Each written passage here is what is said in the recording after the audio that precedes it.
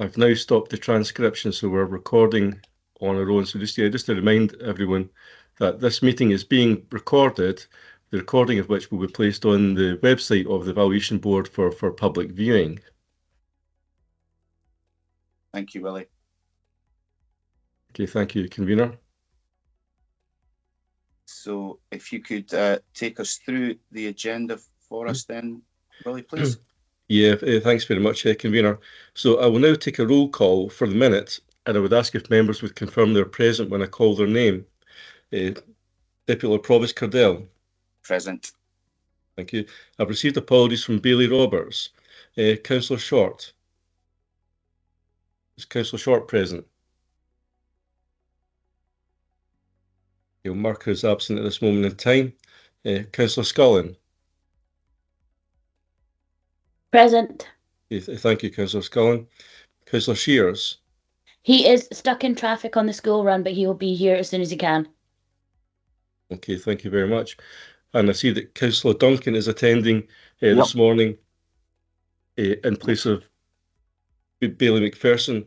That's correct, yep. Who submitted his apologies, thank you. Councillor Cowdy. Present. Okay, thank you. Councillor Durno. Present. Okay, thank you.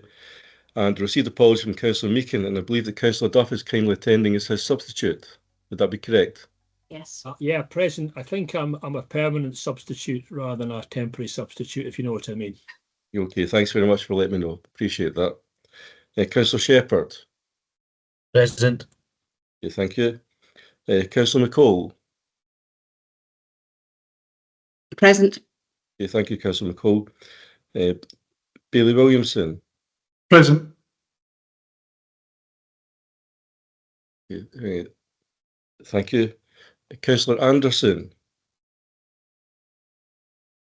I believe I just admitted Councillor Anderson to the meeting. Is Councillor Anderson present?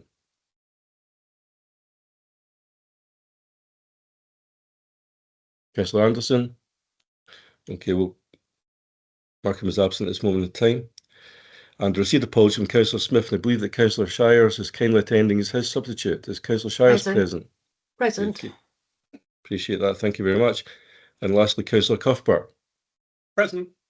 Okay, thank you. So that concludes the roll call. That then takes you on to the main body of the agenda. And we've covered apologies and substitutions. This now is whether or not any members have any declarations of interest to the content of the agenda as it stands. Okay, there being no declarations, then, Convener, that then takes you on to item 3, which is minutes of the previous meetings. You have before you the minute of the meeting of the Tayside Valuation Board held on 22nd of January, which is submitted for approval, and also indeed the minute of the Tayside Valuation Board Joint Board General Purposes Subcommittee of the 8th of March and 2nd of May, which is submitted for noting. Could these items be agreed, Convener? Does anyone have any issues to raise, or can they be agreed? Thank you. I think they could be agreed, Willie. Thank you. Yeah, appreciate that. Thanks very much. Takes you on to item 4, which is the agenda note in relation to the position of Assessor and Electoral Registration Officer, appointment of Daryl Ray. And the Joint Board is asked to note that Daryl Ray has been appointed as Assessor and will be commencing his employment from the 2nd of September 2024. Thank you for that. I mean, certainly for those who attended the interviews on the day, we were obviously impressed by the high calibre of candidates who put their name forward, and it was a pleasure to interview them. But unfortunately, there can be only one winner, as they say, and Daryl has been appointed, so we all look forward to working with him when he takes up post. Thank you, Willie. Okay, thanks very much, Convener. That then takes you on to the supplementary agenda, which had been submitted, and that was simply to advise the Joint Board that Councillor Duff had been appointed as member of the Tayside Valuation Joint Board as a replacement for George Meakin, who had resigned. This is for noting. That is duly noted. Thank you. Okay, takes you on to item 5, which is electoral registration report. This is for noting. Okay, thank you. Before I bring in Donald, could I just ask if anyone has a question on any of the reports, if you could maybe indicate that in the chat rather than raising a hand. It just makes it easier for me to spot when people do want to raise something. So could we introduce this paper then, please? So this report is for noting. It's a report on the general election and my perception of the performance at the time, that the election was called at short notice, and unfortunately it was over a period where there were a number of planned holidays, retirement, and some long-term sickness absences, and that did have an impact. But we trained staff accordingly to participate as required in the various elements that were necessary to support the returning officer in the preamble to the election day. I note here that temporary valuation authority certificates weren't problematic. There was an anticipation that there might be many applications, and there weren't.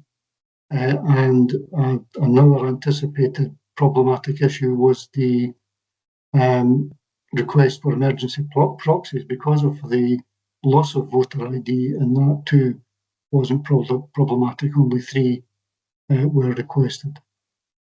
So from my perspective, it was a success. The delivery of postal votes was unfortunate, but that was an issue that was something that the returning officer would comment on.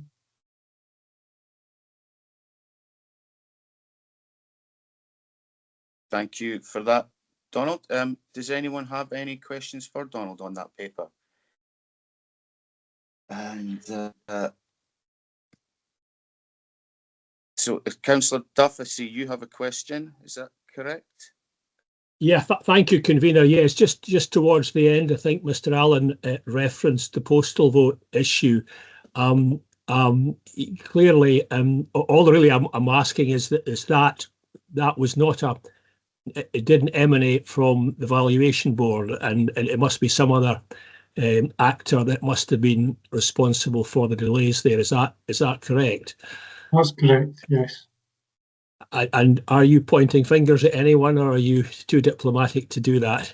No, not pointing fingers at anyone. This was a national issue, and it's something that has been referred to both the Association of Electoral Administrators, who are making representations towards the government, and the Electoral Management Board are doing so too. Yeah, thanks. I mean, clearly the sudden nature of the election and the fact it coincided with holidays all across the country can't have helped. But yeah, I guess we'll just need to see what comes into that investigation. Thanks for that anyway. Thank you, Councillor Duff. Councillor McCall, you had a question. Good morning. Yes, thank you. I'm particularly interested in the voter authority certificates. Of the 291, do we have a breakdown across the constituent council areas or constituency areas? I don't have that with me. I can get it for Angus and Perth and Kinross, if that's a requirement, yes. Was there none for Dundee? We don't cover Dundee. That's a matter for the returning officer or the electoral registration officer for Dundee. Okay, and okay, and so my question really is on this. I had raised in previous meetings that we should be proactive in this, and try and make the general population more aware. And I think most of the replies I got was that we were leaving it for the Electoral Commission to come out with guidance. I'm just wondering, it's maybe too early to tell, maybe the data hasn't been done yet, but whether or not there's any correlation, because I think that's quite a low number. And certainly from my own experience out doing campaigning for the general election, that there was a lot of people who either didn't know that they needed to bring voter ID with them, and quite a few who didn't have it and then didn't vote at all. So I would like to understand what other analysis has been done on this particular aspect in terms of voter engagement. But that was an issue for the Electoral Commission, who did undertake significant engagement with the public. We did too, in relation to a Twitter feed, social media, and email communications with all parties that we had, with all staff throughout Tayside. Yeah. So I don't know why people use Twitter, because the vast majority of voters don't use it. That's just a general observation, not just generally. I do know that a lot of organisations use that medium increasingly, but it doesn't reach an awful lot of people. I know that the voter turnout was lower generally across the country in terms of this, and I'm just wondering if we plan to do any analysis on whether or not the requirement for voter ID was a factor locally even. Well, that's something that I can raise with the new electoral registration officer and take that forward. I think it would be helpful because there's probably lessons to be learned. I mean, hopefully we won't have another UK general election for a while, and it's not a requirement in Scotland, but I think it would be worthwhile doing this exercise in due course just to understand, you know, what lessons we can learn and whether or not there was any, you know, voter disengagement because of this requirement. Yes. Like I said, my own anecdotal evidence of being out in the doorsteps, you know, there's quite a number of people who just had decided it was too complicated, or they didn't have access to transport to get easily to the office. I think, you know, the mediums that you reference in terms of social media, a lot of, you know, several constituents wouldn't necessarily look there for their information around voter information, or voter registration, sorry. So I just am a little bit concerned about that. And the only other thing I was going to ask about, if I may, convener, of a sort of different question altogether. No, that's okay. Councillor. Thank you very much. Was whether or not the number of voters actually registered to vote, was that consistent with previous years, or has it gone up or gone down based on the overall population? The numbers are relatively consistent throughout. There isn't a significant increase or decrease overall. That's fine. That's what I thought. I just wanted to verify that. Okay, thank you. Actually registering at the call for the general election were significant, yes. I'm sorry, you broke up there. I didn't hear what you said. There's a significant number did submit applications to register after the call for the general election. Okay, good. Okay, thank you. Thank you, Don. Thank you for those questions, Councillor McCall. Obviously, it's a very important point about enabling people to exercise their democratic right and not putting barriers in their way. Bailey Williamson, I believe you had a question you wanted to ask. Yes, it's about the amount of paperwork the officers had to do at the polling stations, and from anecdotally, I've been told there was too much paperwork for them to do and go through. And is that going to get reviewed, or is that something for the Electoral Commission to take on board? That's really an issue for the returning officers. We don't deal with the management of the polling stations.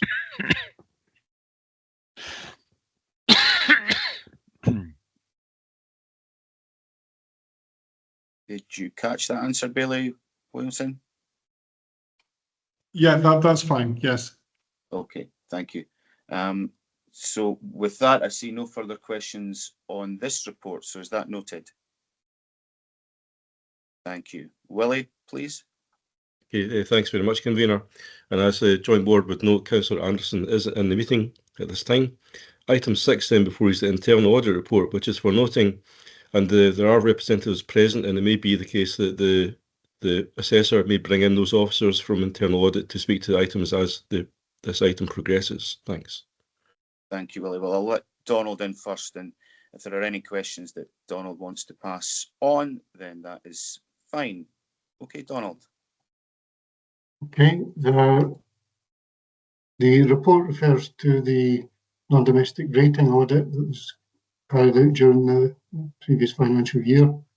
That was generally a satisfactory report with one action point, which was to review procedural documentation that we will take on board and aim to review that document by the end of this current financial year. The other annual report gives a précis of what was undertaken in the previous financial year and overall states that adequate systems are in place. Okay, thank you, Donald. Are there any questions on this report?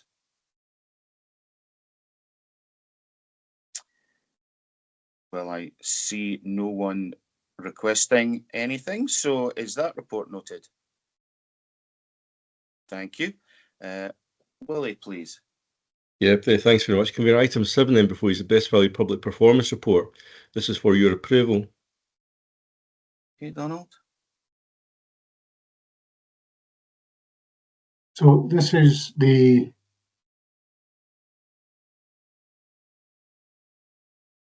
annual report that comes before the board each year, setting out the performance of the assessor and reporting to the public on the performance of the assessor.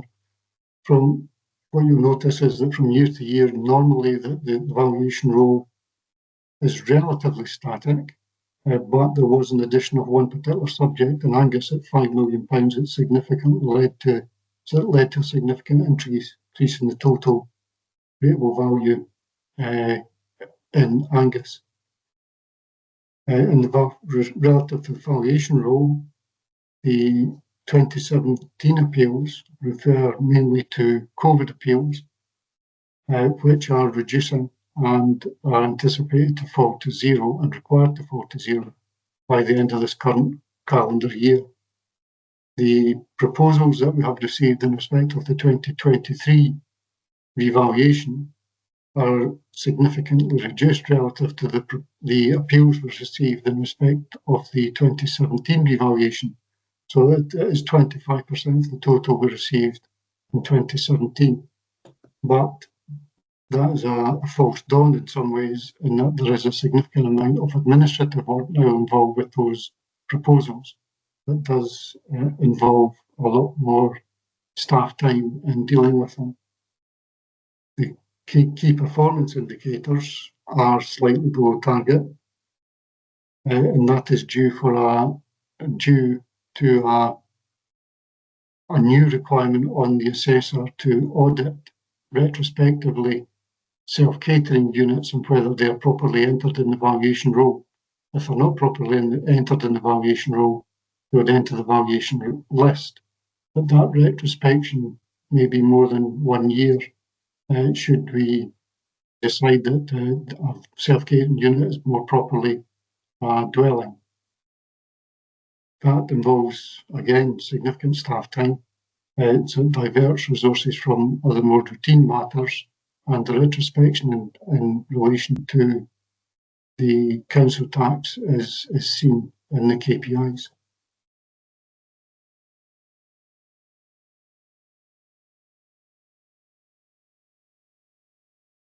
Is that you, Donald? Yep.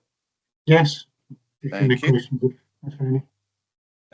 Yep, I have a question from Councillor Duncan. Thanks, Convener. Just a quick one regarding one of the comments reproduced on page 61. I'll read it out quickly. It said, "Contact was good and quick, but I am deaf. Need interpreter or advocacy service or sign video, etc." Just wondering what we can do around that sort of thing, and potentially also covering people who might be visually impaired as well. Yeah, in terms of hearing or in hearing blindness and the like, the website of the board is required to be accessible, and we are properly accessible. That fonts can be made larger as required, that elements can be spoken through the functionality that exists on the web. We are making efforts in terms of electoral registration to identify how we might support blind individuals in accessing forms through Braille forms, but we're having some difficulty in establishing the proper contact to do so. So we are making efforts to tackle these issues. Okay, thanks for the comment. It's just that I'm keen that everybody who has a right to vote is actually included, as it were. So anything that can be done to, be inclusive and help people to take part in democracy would be certainly much appreciated. Yeah. Thank you for the question, Councillor Duncan. Councillor McCall, did you have a question? Well, it's more a follow-up to Councillor Duncan's question, which I think is very pertinent. I don't think it's just people who are visually impaired. There are quite a lot of people with different types of sensory impairments, and also people, you know, with disabilities, etc., who are perhaps those very people who find it more difficult to either register. They may or may not have access to the internet in a format that's suitable for them. So I'm just wondering, perhaps, convener, at perhaps a future meeting, we might get an overview of what we're doing to ensure that we're as accessible as possible, and which organisations we work with to try and help identify those constituents who may have trouble either accessing the website or completing forms on their own, because I think it's a very important point. Yeah, yeah. Yeah, sorry, carry on, Councillor. No, it's okay. Yep, I certainly have no problem with something coming to the next board. I suppose, Willie, would that be a matter for you to note that in the minute and then put that, or will that be one for Donald to take away for the new assessor to arrange for us? Yeah, thanks very much, convener. Yeah, but very happy for Donald to take that forward with the new assessor when he comes into office and report it at an appropriate time. Thanks very much. Thank you. Thank you. Councillor Cuthbert, I think you have a question. I do, yeah. On page 48 under valuation role, I note that the non-domestic rate properties are dropping both in Dundee and in Perth and Kinross. And I was just wondering if that's a technical drop or whether there are actually fewer non-domestic rate properties. Donald?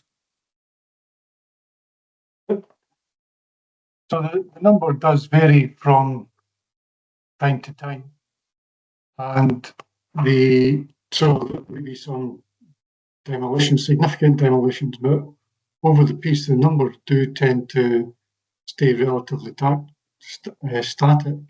There's no particular extraordinary decrease or increase in the numbers as far as I can see.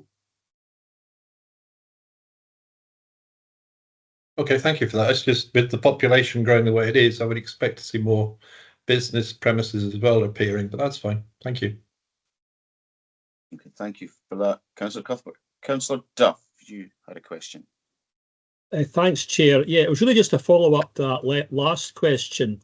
Do we have any evidence of what I might call spurious splitting of non-domestic premises to avoid paying non-domestic rates, so that they're effectively, you've got a premise which is eligible to pay non-domestic rates, and it's split into two to provide two units that are both below the threshold and therefore benefit from the small business bonus. I mean, I certainly had a constituent who, in my view, was probably playing the game there. And I mean, is it a thing that happens, or is it a relatively rare thing? I mean, it may just be that the one I saw was maybe a one-off, but just a question about that. There were at a time in the past many requests for such arrangements to be made, but staff are advised to make sure that the arrangements are proper in the first instance, so that there are separate parties in occupation of the various separate entries that do enter the room. And the game that you mentioned may be formal or informal, and we would avoid making entries for the most informal of those arrangements.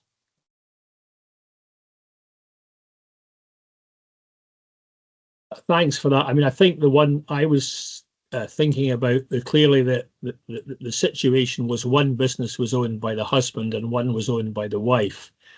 And I think your officers were involved, and I think they insisted on a separate entrance for the second business. And I think, to be fair to the applicant, they did that. But it still seemed to me a fairly grey situation, let's put it that way. Thank you for those comments, Councillor Duff. Councillor McCall, you wanted to come back in. Yeah, it was just Councillor Duff's comment there. It kind of prompted me reminded me of during the COVID period, there was actually the reverse. We found quite a lot of cases where small businesses rented a unit within a larger premises, but because of the way the rent was structured, they weren't individually registered for rateable valuation for their unit, and therefore they had real challenges accessing, and therefore they weren't registered as small business relief or rates relief. And so they had real difficulty accessing the various grants, etc., that were available. So I think I think sometimes, Bill, that it goes both ways. I can understand why people might want to split things, but there's also the reverse.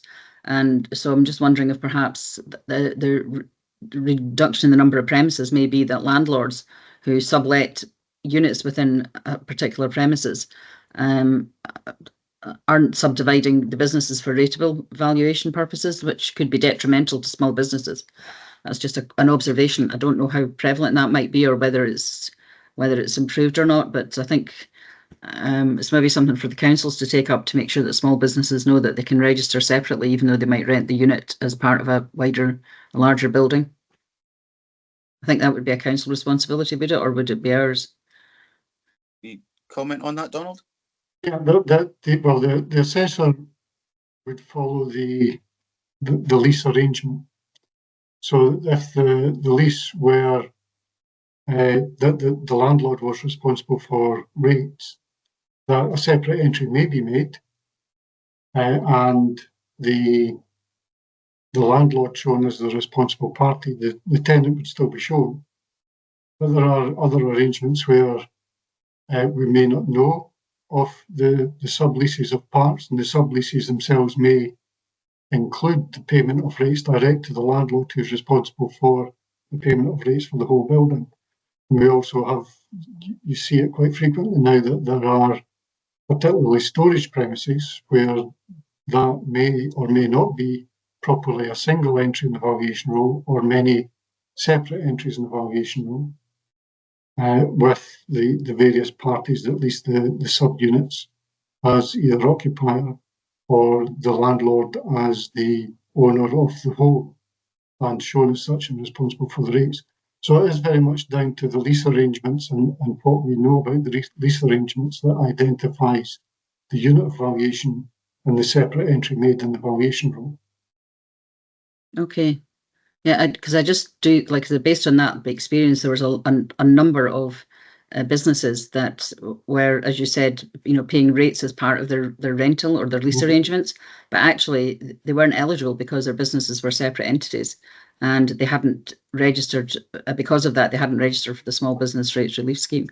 But they may, in fact, be paying a portion of rates that for their business may not have been applicable. So that's, I don't know who's responsible for trying to raise the awareness of that. But I'll certainly have a word internally within Perth and Kinross Council and see if the relevant officer is available that might be able to just remind people of how they should do this. Okay, thank you. Thank you, Councillor McCall. Bailey Williamson, you wanted to come in. Yeah, it's about short-term lets and small business rates relief, and I understand that maybe there have been one or two short-term lets out there where people have been claiming for a short-term let and getting business rate relief on that, and living within the property full-time, which is fraudulent in itself. And I was just wondering if any of that's come forward, or you've seen any evidence of that? In terms of short-term lets, that we audit the self-catering units from year to year now. So all valuation roll entries in respect to self-catering units are audited in terms of making a declaration that they are available for at least 140 days in any financial year, and do lease out on a short-term basis for a minimum of 70 nights. Within that period, any occupier can also use the property as they wish, either as accommodation or visiting it themselves. So it's a very much a grey area as well, that there may be signs of use by a proprietor of, say, a self-catering unit, but it does indeed fulfil the requirements of the legislation and would then be properly identified as a self-catering unit and entered in the valuation roll. Is it just self-catering units you mean, or is it other short-term lets? No, essentially it was just short-term lets. As I say, I was just a bit concerned that some people have been bending the systems and getting rate relief on something they're not entitled to by claiming that these properties are let out. And I'm just wondering, have we seen any evidence of that coming forward, or is it being monitored? It's the staff monitor these things as they identify them. That we will react to information we receive in terms of any property that is let, either on a long-term or a short-term basis. And we do keep an eye on these things that we think might change in the shorter term. Okay, thank you. Okay, thank you for that. Thank you for those replies there, Donald. I see no further questions on this report, so is that noted? I think it is. Back to you then, please, Willie. Okay, thanks very much. And before we go on to item 8, just to advise the Joint Board that Councillor Shears is now in the meeting. Item 8 is the Health and Safety Annual Report, which is for noting. Okay, Donald, if you could just introduce this for us, please.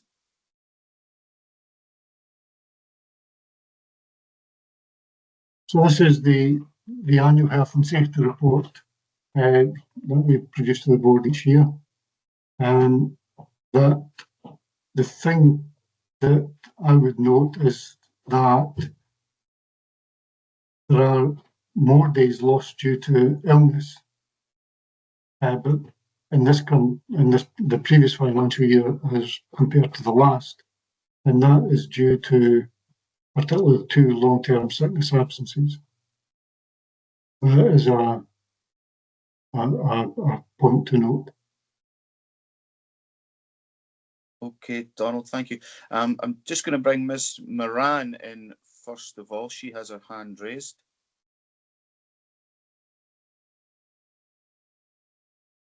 Thanks, Convener. Just a minor point. The previous report there, item 7, was for approval, not for noting.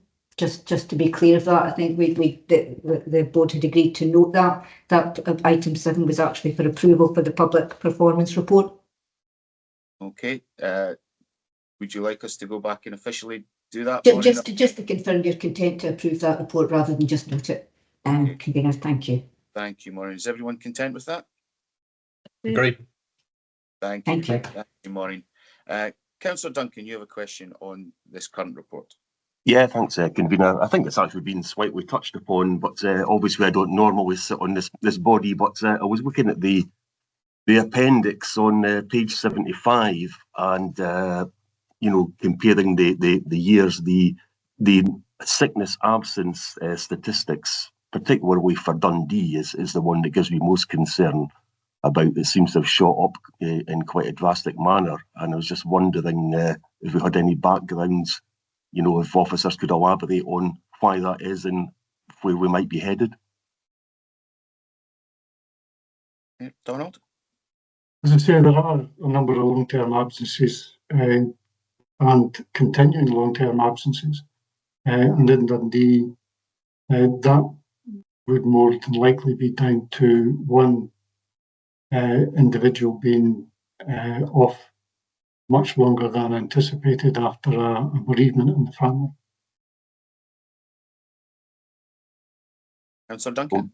No, I was just obviously not looking for chapter and verse in any way, but I'm slightly concerned. I mean, obviously concerned for the person involved, but also just wondering how such a prolonged down in number situation is impacting upon the rest of the staff. Yes, it does have an impact on the staff, but with the sort of crunch points of revaluation and electoral events, we do have a bit of flex in the system, so it can be marked at some points in time, but at others it's capable of being absorbed into the framework of the staff structure. Okay, I'm just reassured to hear that. Thank you. Thank you, Councillor. Councillor Shepherd, do you wish to come in? Thanks, convener. Just a couple of small questions. The first one was the report says that staff that are conducting property inspections are provided with a appropriate PPE. I was just wondering what PPE that was, for those to be carried out, just to give them a better idea of what risks the staff are facing there. And the second question I read was that I read that there was no health and safety training carried out in 23-24. And I was quite surprised at that. I thought like maybe new starts might have like induction health and safety training. I was just wondering if I could get a bit of alignment on why there was no training at all in that year. Thanks. So the personal protective equipment is, we have an alarm that each of the staff that go out carry with them that's linked to a central database, and senior staff are notified should there be a fall or a purposeful press of that alarm. PPE, the other than meeting the public, to be honest, the environment in which we work is low risk, other than the visits to active building sites or more heavy industrial properties. So staff are issued with hard hat, protective boots, and high-vis vest, and protective goggles for glasses. And often at times that on-site developers will provide that in any event, because they prefer them to use the equipment that is provided by themselves rather than our own equipment. No training, new starts are trained, that the lack of training is extraordinary for refresher training in health and safety arrangements.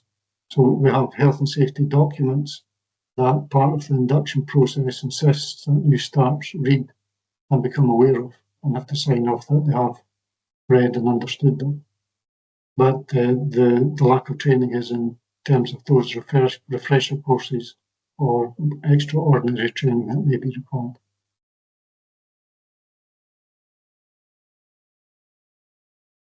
Okay, for you, Councillor Shepherd. Thank you. Councillor McCall, you wanted to come in. Yes, thank you very much, and thank you for the report. It is a bit concerning that the sickness absence levels have increased across the board, actually.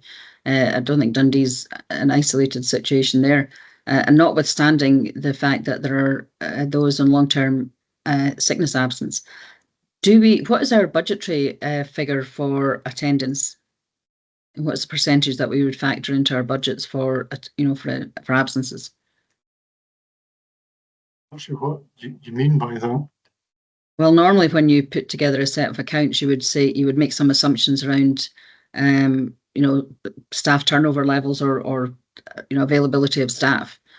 Usually around between 4 and 5%. It's just that it's gone above 6% for the whole area. So, do we have a budgetary factor for either well, I know usually you'd have something for staff retention or staff turnover, but I'm just wondering if we make any provision within our accounts for staff absences. Perhaps I could bring in Matthew if he has any response to that.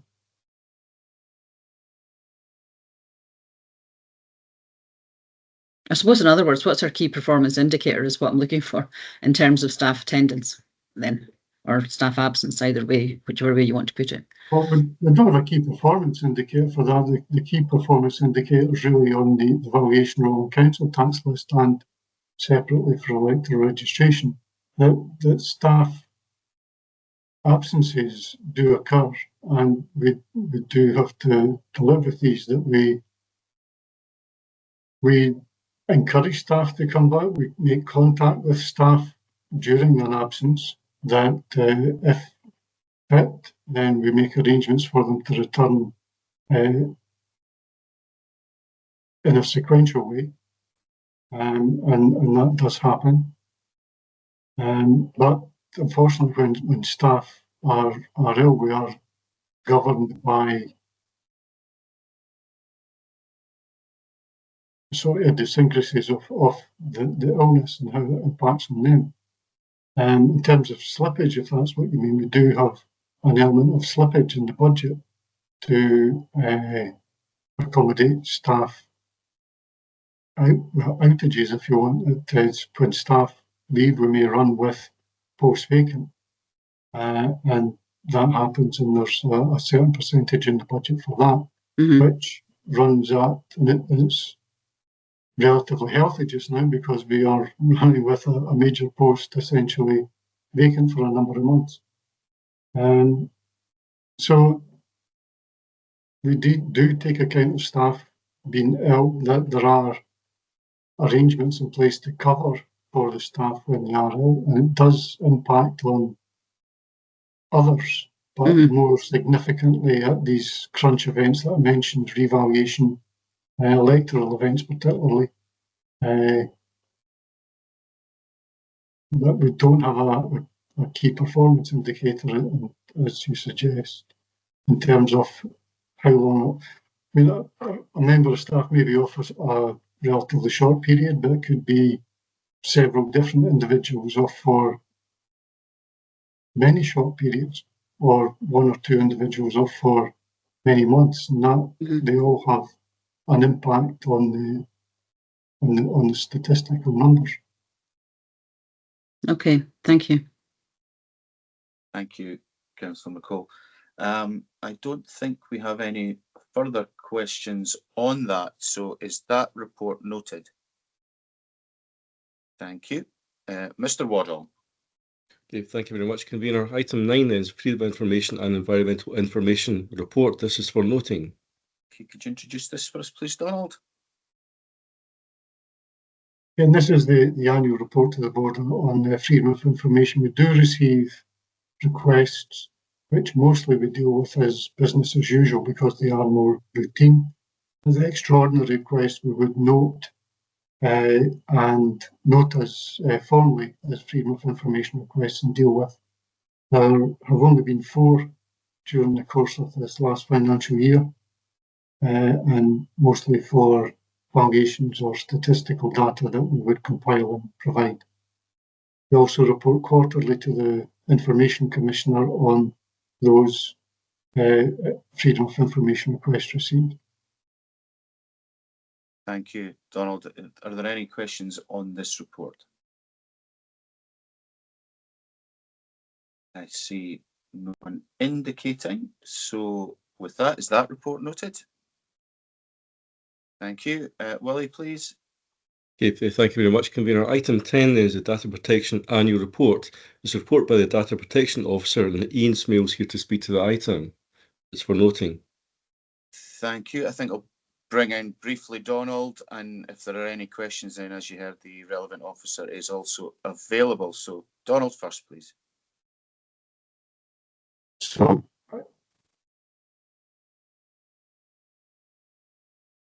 Mr. Smale has prepared this report on behalf of the board.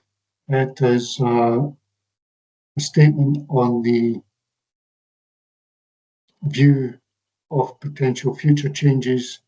Mr. Smale makes reference to a cyclical refresher course that would be an improvement on the structure that we have in relation to data protection, and we will take this on board. Okay, thank you. Are there any questions on this report for Mr. Smale or indeed Donald?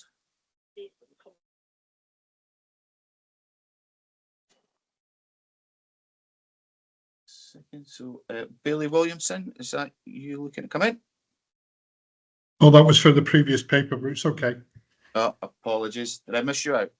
Yes. Apologies for that. You will be sorry, don't worry. What goes around. I cannot see then any questions on this. So is that report noted? Thank you. And thank you, Mr. Smale, for your attendance for that one. You got off lightly. Mr. Waddell, please. Yeah, thanks, Convener. Item 11 is Revenue Monitoring Report. This is for noting, and Matthew Ross is here present on behalf of the Treasurer to speak to the item.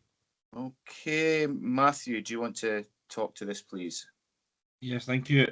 So this report shows the revenue monitoring position up to 31st of July, so the opening 4 months of the financial year. And it shows that the valuation board is projected to have an underspend of 62,000. This is largely due to savings, the projected savings in staff costs to budget of 71,000 over the course of the year, which is already discussed due to sort of vacancies the opening 4 months, as well as staff doing reduced hours. As well as that, the report does mention funding we received from the Department of Levelling Housing for the Electoral Integrity Programme. They provided an additional £183,000 to cover additional election costs. So once we finalise the costs incurred, this will also be added to the reserves to support the electoral registration funds going forward. So that'll be a boost to our reserves for that area. Don't know if there's any other questions about the rest of the report. Okay, thank you, Matthew, for that. Does anyone have any questions for Matthew on this report?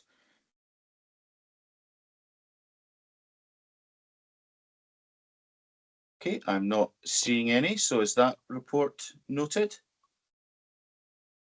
Thank you. Mr. Waddle, please. Yeah, thank you very much, Convener. And finally, item 12 then, before is the date of the next meeting, which is simply asking for the joint board to note the meeting will be held on Monday, the 18th of November at 9 AM. Thank you. So is that noted?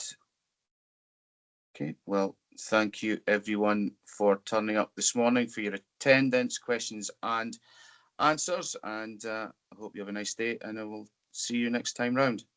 Thank you very much. Thank you.